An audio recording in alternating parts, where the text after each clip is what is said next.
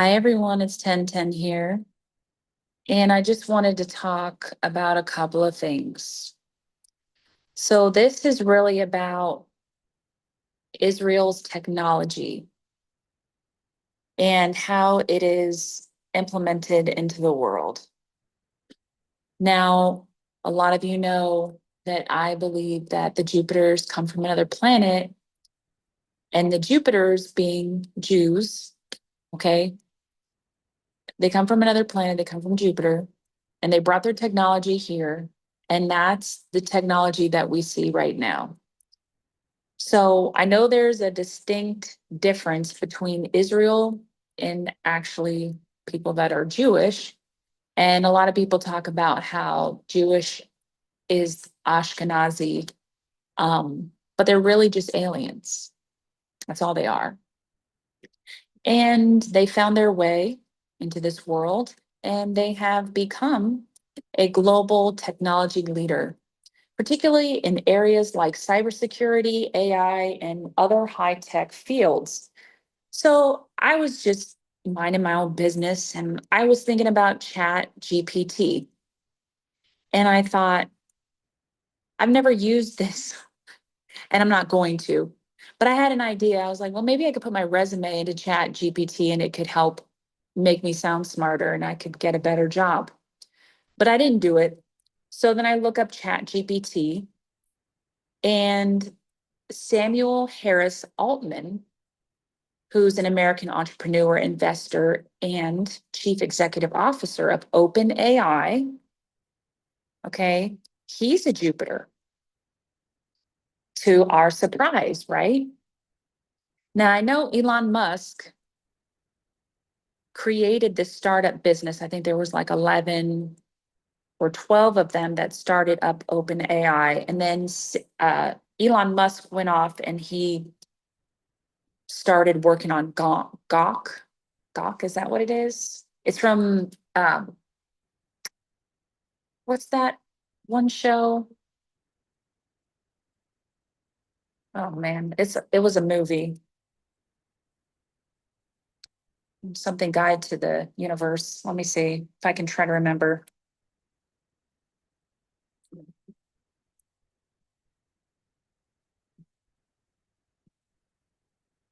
Sorry, guys. Typically have my life together, but sometimes you just have to make videos and talk about stuff.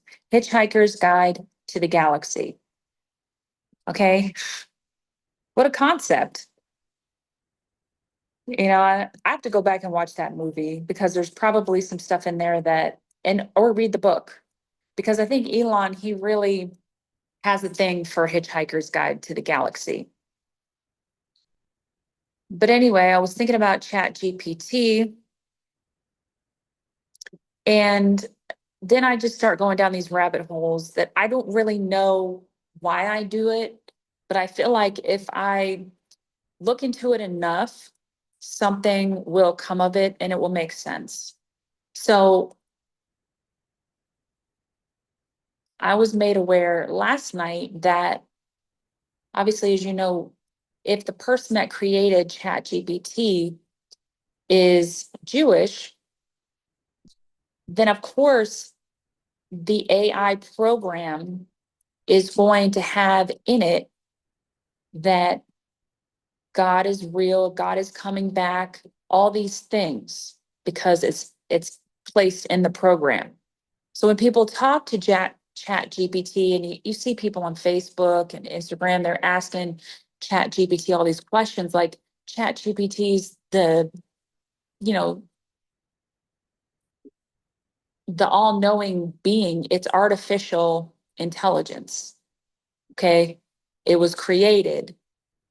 Now, a lot of people are going to go to it and they're going to say, oh, it must be the truth. It must be real. But why are you giving that much energy and time into something that really could create your downfall? And what was it they were saying? Like AI has taken over the internet. It's taken over different aspects of people's lives. You don't even realize it, that it's happening. And right now, we're kind of in the beginning phases. Technology is not really teching, in my opinion, the way it should be teching, because we live, to me, what looks like some kind of post-war apocalyptic situation. Because if we look back at different time periods, their culture, how they built things and created things, way more advanced than what we're doing here. The knowledge was lost, you know, knowledge from our ancestors, from the Anunnaki, from, different alien species has been muted. And I do believe we're kind of like in a dark ages period. And what I mean by dark ages is that we have all this information that is given to us through the internet, through books, you know, but there's so much of it that people, it's kind of like, well, we can talk about this topic, about the Anunnaki. Well, how do they fit into everything? I've already expressed that the Jupiters came here already on their ship, according to their scriptures, in their cube, and the cube pieces are everywhere. And that's why you see the cube there in Mecca. It's just a replica of what happened. And those people are straight up mourning over what happened to their planet, over what happened to this planet. They don't even know why they do it. It's religious to them, but it's not. It's just a remembrance. We're going to do this to remember. And it was smart. And that's what I mean, like part of the dark ages. It was intelligent to do that by the person who initially created that scenario over in Mecca with the black box. But now it's been turned into something else, to where it's, mourned over and going around. They go counterclockwise or something like that. And a lot of people attribute it to Saturn, time, and Saturn, the planet, which technically that is their planet that was destroyed, or something happened to got taken over by the Jupiters too. So that's why they're here on this planet. So we're in a dark age now, to where there's information, but the information makes sense, but it doesn't. It's here, but it's about piecing it all together to make the story complete. So if we look back at like Tartaria and how the buildings were built, and now we live in boxes, when at times how homes were created and they were a display of architecture and beauty. We don't do that anymore. People don't even dress right anymore, dress to be comfortable. Women used to wear dresses and look elegant. Men used to be gentlemanly and wear top hats and look elegant. And a lot of people, they don't want that. I'd miss sweat clothes. I would. But it's just to show you the removing of the understanding of importance when it comes to where we are in the timeline. Time was hacked in 1972. Time's probably been hacked a few times already, but 1972, I still see that we might even be stuck based on the technology that we have, the touch screen. You may look at your phone and think, wow, this is incredible technology, but it's really not. It goes all the way back to 1972. It's never really progressed. It's like when you go to buy a car and they just change some of the features, they change how the model looks so that you might like it or you might not like it, but it's the same car. Might be more plastic or carbon that it's been created from. And it's not its original version. But you'll look at it and be like, wow, that's a high-tech car. Look at, you press the buttons. We've been pressing buttons for years now. You can go back to the 60s and 70s, you're still pressing buttons in your car. And those vehicles ran forever. When's the last time you've seen any really old cars? I mean, I see them every once in a while, even 20 years ago cars. Barely see them anymore because I think there was a time when President Obama, there was something about vehicles and they went through trying to like gather the old cars and go through a process of, I don't know what they were doing.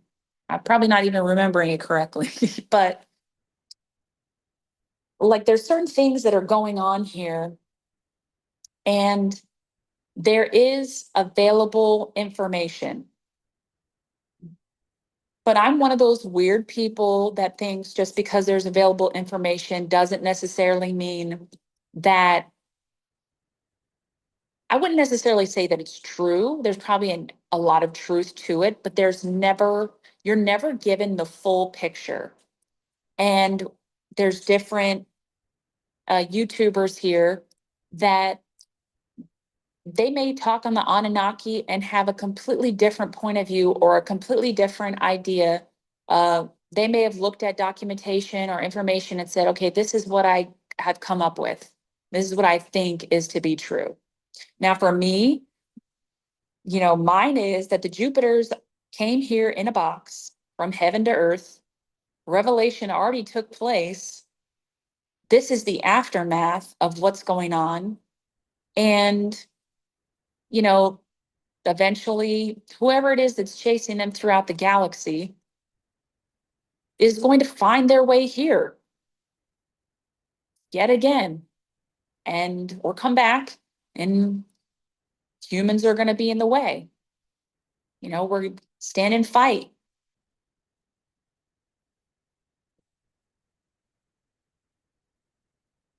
And I can't help but go back to the process of like,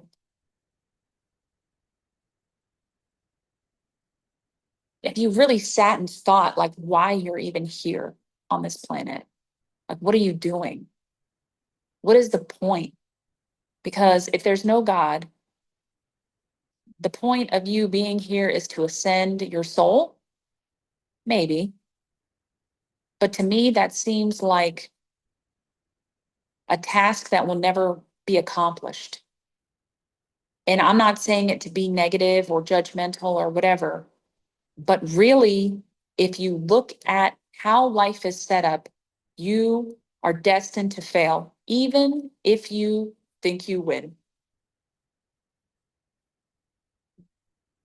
I know, very pessimistic of me, but I can't help it. Sometimes I look at things and I'm like, right now my grass is dying. My grass is pretty, but it's dying. My house is getting old. I'm getting older. My kids are getting older. You know, we eat animals. We live in a situation, well, not everybody eats animals, but we have to eat in order to survive. We have to drink water in order to survive. Our skin is so frail. And I don't care what color your skin is still frail. It is not built for battle. You have to wear special armor to protect your skin. You know how you see in those alien movies, I think it was like the Tom Cruise movie, Day After Tomorrow. No, not Day After Tomorrow. It was the other one, War of the Worlds. Yeah. Where the aliens, they always have suits on. Same thing with Independence Day. They have suits on to protect them because their skin is really frail and fragile. You come out the womb as you are and you grow up, you need shelter. You need clothing. You need all the things to survive. Otherwise, it's not going to be a good day for you. Now, we have just enough stuff here to help us survive: air conditioning, heat, clothes, food, ready available. There's a system that's been set up and implemented and put into place so that we have those things. But if you go down to the bare minimum, the brass tacks of you as a physical person, why would you be created and put here on this planet with no protection whatsoever. I mean, even cows are better protected than we are. They have fur. Now, the pigs, I think they're boar and human mixed together, but I think y'all already know that. But certain animals, like, why would you create humans like this? So that we can be physically attractive to each other? Because skin is so appealing somehow to our eyeballs. Looks are so important somehow to our conscious mind, our maybe not even our conscious mind, our reproductive nature. That's why they're always talking about you have to ascend and you have to do things in a certain way. You know, at at at the bottom of it, people want to procreate, even if they don't make any kids. They want to eat, they want to drink, they want to sleep. We don't really want to work, but we do because we have to for the most part. And there's a few people that enjoy learning things, implementing them, and taking on new tasks. But that, you know, that requires a level of, I don't want to say ascension because I don't understand that all completely. I'm just trying to look at it from like a physical aspect, like why they created us this way. And to be attractive to each other so that we could procreate. Because that's really the only reason why you need to be attractive is so that someone will be with you intimately, right? And even if you're not attractive, you're still attractive to somebody and you can still procreate with somebody so that you can create more children that come out. I don't care how strong you are, the biggest muscles, all that. Your body is not, and how hard you have to work to get muscles.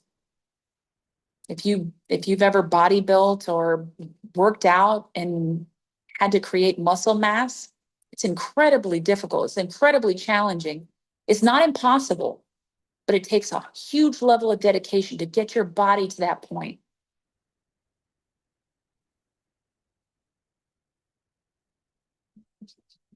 And even then, you'll never reach your max potential. You're always just almost right there, never quite there. Well, they could say, wow, you're extremely intelligent, but not as intelligent as this person. And that person's not as intelligent as that person. You're almost.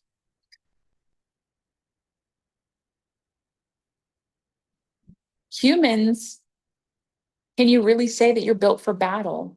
I mean, you had to be creative but the body is so frail. It requires so much protection. So much protection. The elements, the food, everything is out to kill you. It's out to kill you. Doesn't matter what it is. Now, I can probably understand more so if humans were actually in water, because that would make more sense because of our skin. Because fish have a similar, like, if they don't have scales, they have a similar, like, texture. If you ever rubbed a scaleless fish before, it's like a shark or whatever. It's kind of similar to that in a way, but that would make more sense because then the water acts as a barrier between the elements. Hence, when we come out of the womb of our mother, we are born from water and then we are brought into air. And in our body is iron. And therefore, we start to deteriorate because this element of being in the air is not our primary home, in my opinion. But, whatever. That's why most of these cities you see are underground, under the water. It makes sense to me. This planet, more water than land. And somehow we're on land above the Earth's crust in the most vulnerable part of the planet. The most volatile part of the planet is on land. In a storm, let's say in a hurricane, underwater. I've never done it. I don't really know, but I'm guessing if you get to a certain point down in the water, it's not that turbulent down there. It's just above the water is where the turbulence comes from. The waves can get high, but if you go deep enough, and if you know different, you can just tell me that's not right, 1010. You know what we're talking about. But I thought about it objectively, and I think humans actually probably did have webbed hands and feet, fins and whatever. Just got it bred out of us. But I digress again. But yeah, we're put in a position here where our body ages faster than it should. We give it water, which is, we're predominantly made up of water, but our body contains iron. And therefore, that causes the deterioration process and the aging process. Once you breathe air, the breath of life or whatever it is, you're subjected to a faster death, I guess. Like when they say the babies come out and they're born in the water, they just kind of like, they're cool in there. They're fine in the water because they've spent their whole life, well, not their whole life, they've spent 9 months, 10 months in their mother's amniotic fluid, which, by the way, amniotic also, you could refer to the term as amnesia, similar root word to forget. So then it makes me think a lot of times like our souls are being reproduced and put back in, cycled back out. You go through the amniotic process, you go through the amnesia part of the process, you forget who you were. That's why past lives and things like that were so popular, so popular. You don't remember anything about where you came from before, and you don't care to. Some people you don't care to. I can't say that. I don't know why I do that. I apologize. But going on to like souls, and you think of the word like in Spanish, the sun, soul, S-O-L, and then the soul of your body, S-O-U-L. And maybe that's why the sun is some type of portal, black hole sun. There's an event that takes place that where it opens up and creates a portal, probably to where the souls come through. But it also reminds me, because I think I saw a picture the other day about the sun having a black spot in it. And it kind of reminded me of the Lord of the Rings movie, was it Saruman? His eye kind of reminded me of that. So the sun could be some type of portal, could generate enough energy or whatever the case might be to allow other creatures and other things from different dimensions to come through and or watch us, one or the other. Because they tell you don't look into the sun, it'll make you blind.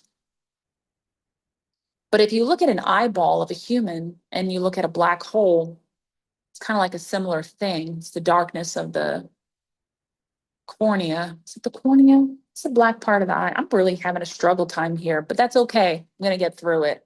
It's not the end of the world if I don't remember the names.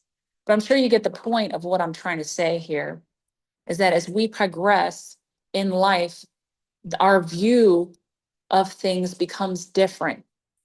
And to accept what we've been taught, while it brings us some level of understanding, it does, it is not the full picture of why we are even here on this planet and what being would subject us to this situation. to be born with thin skin, to be born with fingernails and toenails that don't really do anything, teeth that don't really do much of anything. You can hand-to-hand combat with another human, okay? If you're strong enough and agile enough, you might be able to fight a lion or a tiger or whatever. But that lion or tiger probably is gonna, or bear, they're gonna have the advantage over you. Unless you're just a really super big human. But even then, you're gonna get scraped up. One wrong slice to the neck, you're done. One wrong slice to the leg, hit that vein, there's no stopping it. You know, you're done. You're done. Why would something set you up for that? Why would something set us up for that? It's not, it's not right. I was watching this one video on Cabbage Patch Kids and how like they cloned a bunch of white people, and this man who looked like Albert Einstein was keeping these little babies in incubators. And people were like, well, why would the moms be okay having their babies sit at a fair while this Albert Einstein looking man is showing the kids off and trying to save their life? Well, maybe they were trying to repopulate the earth. I don't really know, because there's orphan trains, and that makes sense. After a global event, you need to repopulate the earth. Kids coming in, you know, they don't have any parents. You gotta bring people over so that you can start over again. It it brings up a lot of things. You know, the mud flood probably was part of when the black box came here on the planet and tried to terraform it a little bit more, make it more appealing to the Jupiters, therefore creating, you know, a condition for humans that were already here, shorter lives, cancer, all types of issues. And we can look at food and all those things and say that that's a part of it, sure. But there's a lot less, there were a lot less diseases back then than there are now. If I had to take a guess, I'll never really fully know because I don't have access to all the books. I don't have access to all the information. I don't.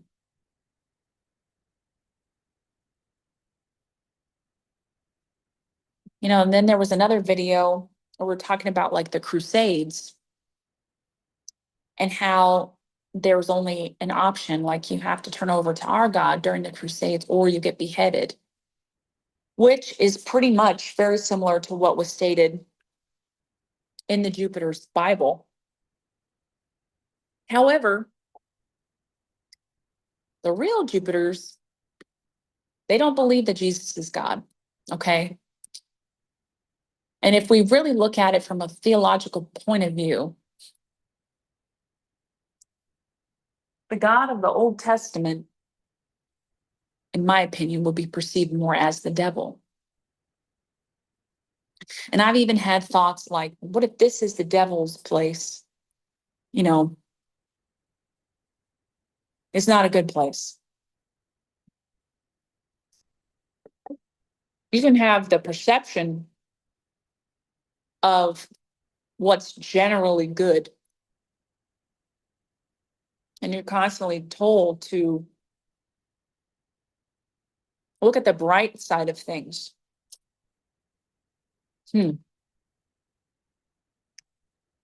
There's a lot of nice things to look at, but everything dies here. Everything can be destroyed here by natural disasters, by just the cycle of life, but it's really the cycle of death. It's just opposite. And somewhere there's a place where things don't die and people don't die, I'm sure, and they have extremely long lives and they can carry on forever. And if this is some type of soul farm, you know, you look at the stars and why they call them stars. It's because most of them they're supposed to be special in some way, but They all look kind of weird now.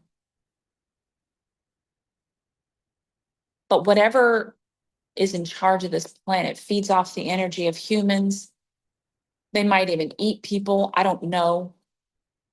And definitely eat their energy like a battery, like a your negative feelings more so than your positive feelings, because I do think that it's easier to stay upset and be sad and be fearful and all of the negatives than it is to be happy all day. That's a tall order, especially with everything that goes on the planet. You can stay happy knowing that some child is getting abducted and taken off to be sold into sex slavery. I have a difficult time with it. Sometimes I think I hate this place. There's certain things that I love. I love my kids. And then I have to think, oh, what did I do that for? Having my babies, bringing them here. But then I'm like, oh, but I love them. Selfishness.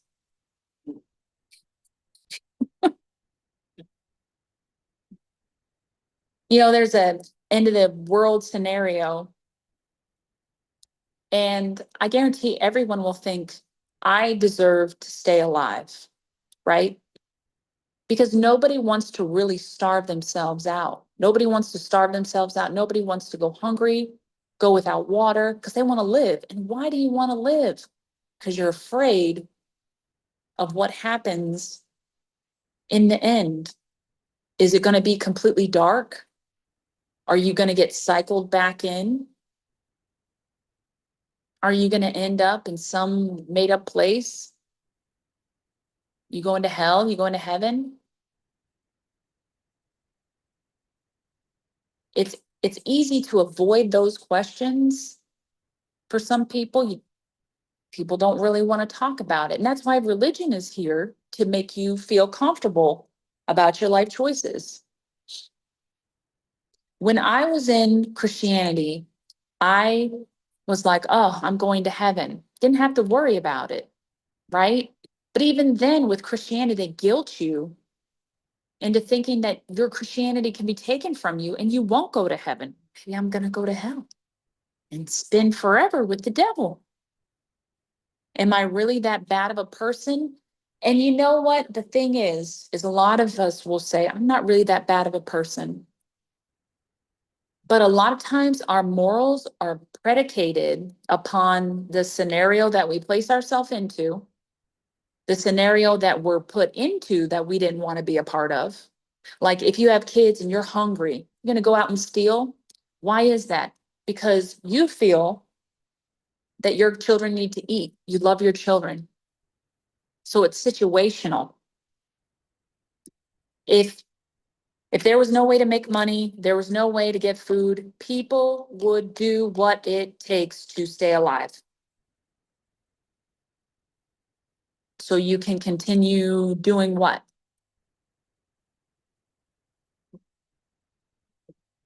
You're going to find a cure for cancer. You're going to create a flying automobile.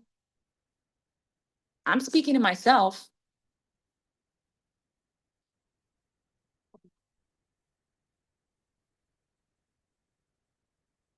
Life is not what we think it is. It's not. There's so much guilt, fear, and control in this matrix made up of binary code. That's how they talk to the aliens, with binary code. And there's this show called The Good Place where Michael, who is actually a demon, runs the good place. So he makes things like okay. So instead of having an ice cream shop, there's a yogurt shop. And you're like, if this is heaven, why aren't we just eating ice cream?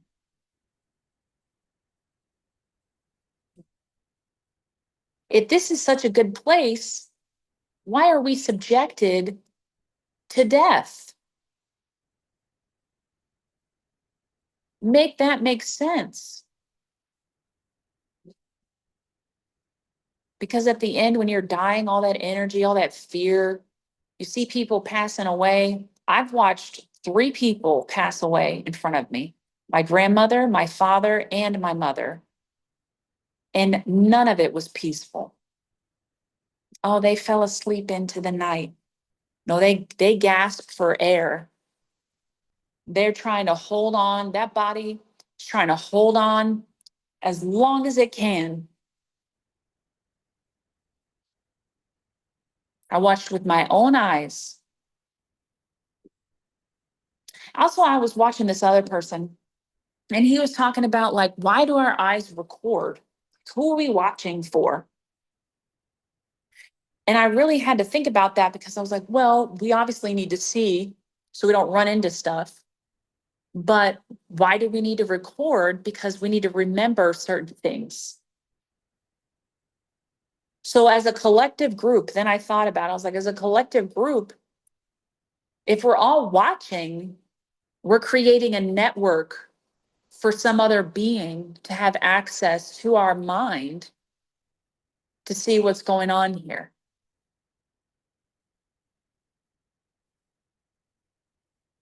Mm?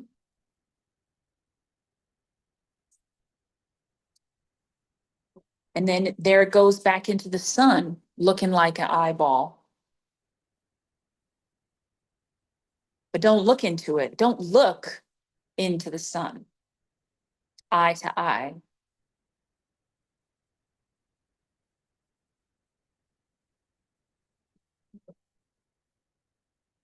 You'll go blind. But when the sun goes black, you won't go blind, right?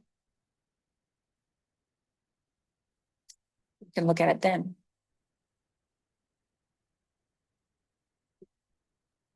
And then there's sun worshipers.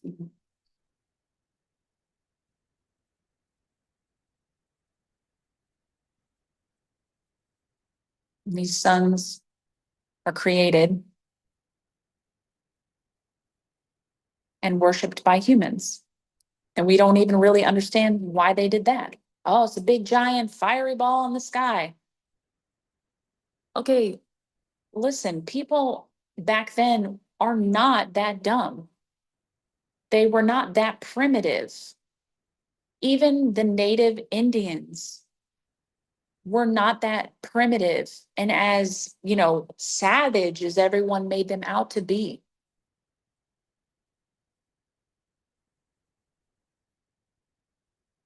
It's just about what they want you to think. Well, if we make it seem like everyone was an idiot in previous, ancient civilizations, then nobody will take them seriously. Just a bunch of idiots everywhere.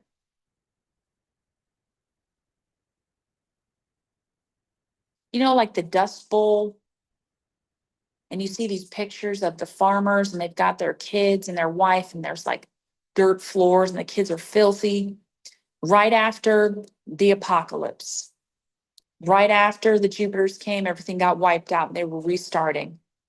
And they created those sanitariums where they send all the crazy people, quote unquote. Those crazy people were the ones who remembered what happened. And they said, you're crazy, and we're going to lock you up. And that's why they were all over America, all over the world, probably. We got to lock them up. So we don't want them to remember, because then they're going to tell the other humans what happened. And then we're not going to be able to push our agenda. Well, what is your agenda? We still want them to think that this took place or that this didn't take place. So we're going to hide it in plain sight. And the humans are going to be so entrenched in their lives in Chat GPT that they won't even use their own brain. Like, I have books here, kept a lot. I would suggest going to different like Goodwills and I don't even know if Goodwill has any good books, but buy old books I'm talking about get the oldest books you can find about history, about the world, about maps, about anything, anything, anything old. And I know some of you are going to say, well, even those books were whatever, but they're probably more truthful and you might be able to piece some stuff together. You just might. Get yourself an atlas of the world, the oldest atlas of the world book you can find. There are even some maps that show that Jerusalem was in Africa. But see, a lot of that stuff was burnt in World War II. A lot of that stuff was burnt down, a lot of those books, a lot of well, I heard that it was like pornography, but I think the government, not the German government, but the powers that be, the United Nations, whatever, oh, well, we can't have them find out about the Jupiters. We can't have them find out about this or that. So let's burn all the books and say that Hitler burned all the books, even though he burned the pornography books. But let's burn and get rid of any history. That's why, like Indiana Jones movies, you see the Ark of the Covenant as um, one of the focal points because they were looking for the Ark. This is technology. And they probably have it. I mean, the Jupiters have it. And they're like, well, the Nazis had it. I don't think the Nazis had it ever. The Bible talks about like, the men had to carry it a certain way. It was radioactive. It changed how our earth rotates. It changed a lot of things about our planet. It's a box, more like a rectangle, but it's still a box. And inside it's supposed to be the 10 Commandments, but it's probably not. And the priests for the temple, they wore this breastplate with all these different colorful stones. And you know what it looked like to me? Control panel of some kind, like you press the buttons, but it's just the stones. It's supposed to be the 12 tribes of Israel.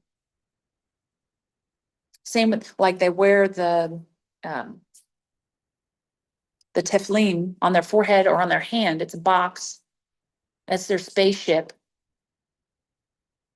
It's their spaceship. And they wear it, but they put the scrolls inside of it though, because you don't want to forget your old way of life. It's just like if I moved from another planet, I wouldn't want to forget Earth. It's my home. If I moved to Mercury, I'd be going really fast because I think Mercury is the fastest spinning planet. But I'd want to remember my planet, right? Carry trinkets and create some type of ceremony to do things in remembrance. But anyway, if you use Chat GPT or any of these other AI devices, you know, they're not coming from a pure, genuine place. But I think a lot of you know that already. And you have to be really careful about what you delve into because what if Chat GPT has a way to like manipulate how you think and feel? Think like every time you open your black box, your phone, your computer, whatever, it's projecting on you. That's what it does. It's a projector. And it fills your mind. And it might even take information from your mind. And again, who are we recording for? Our eyes are recording nonstop, except for when we sleep. They stop recording. And then in that moment, all the recordings that take place, we end up in that space with everybody else while we're sleeping. Because you can't tell me that that's my mind doing all that. Because if it is, sometimes I'm like, what's happening here? This can't be happening. Like, I'm surprised at my own self. What kind of world is this? Some type of collective consciousness, or whatever you want to call it, while people sleep. They meet others and dreams and what have you. But anyway, take care, everybody. I was going to talk about one more thing, but I think I've rambled on for long enough. I don't even know how long this video is. But anyway, Israel is creating, it's expanding its walls. I think it's the Iron Wall it's working on. So I'm going to look into the Iron Wall and see how that affects the rest of the world. You know, a lot of people feel really weird about how the fact that Israel has those giant walls, and they did make a movie about a zombie apocalypse and how Israel was the one of the places to keep all the zombies out. There's a reason why you build walls. And those walls are definitely there because they were always there, and it's just remnants of the old world. And we just didn't know they were there because back in the 1940s, you know, we didn't have the internet. We just had television and radio, or maybe just radio. I mean, there were photos, but you'd have to get the newspaper, and then the newspaper would have to print it. So information was pretty scarce. At somebody said there's a war going on over in whatever country. You just, oh my goodness, there's a war over there. Now you can go on any channel and they can make it seem like there's a war. You don't really even know if it's going on. Could be, might not be. But anyway, I'll talk to y'all later. Have a good day.